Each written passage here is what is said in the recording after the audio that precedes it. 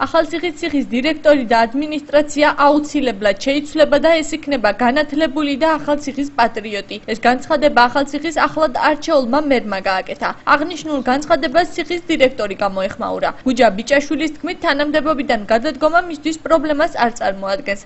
ამბობს, რომ თუ დაწესებულებას ნამდვილად ღირსეული ადამიანი უხელმძღვანელებს, მისასალმებელი ფაქტი იქნება. ქალაქის მერის გია კოპაძის განმარტებით, ახალციხის ციხის ბიუჯეტი ხელოვნურად გაზრდილია, ხოლო ხელფასები ძალიან დაბალია. მისივე მტკიცებით, ისეთ ადამიანებს, რომლებიც რეალურად საქმეს აკეთებენ, ციხის ხელმძღვანელობა ყურადღებას არ აქცევს. საწინააღმდეგოს ამბობს ისტორიული კომპლექსის დირექტორი. გუჯა ბიჭაშვილი ერწმუნება, რომ ახალციხის ციხეს წარმატებისათვის არც ერთი თანამშრომელი თავს არ ზოგავდა.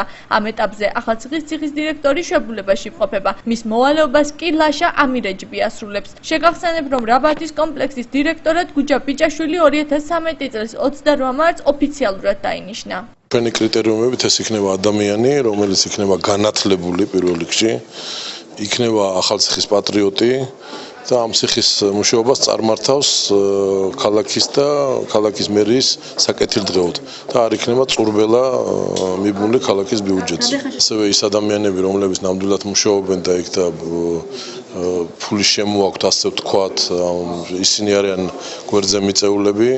და მე მინდა რომ აი ზუსტად იმ ადამიანების შრომის მიხედვით იყოს ყველაფერი განაწილებული და გადანაწილებული. როგორც ჩათვლია ხელისუფლების წევრები, რა თქმა უნდა, ზუსტად იმედა დავიმოჩილები. ნება უფლისა შემოკარგუდა. ამაზე უკეთესი რეგულარია. უკეთესი რამდენი და არის და უკეთესი წარმატებული სამწუხაროა.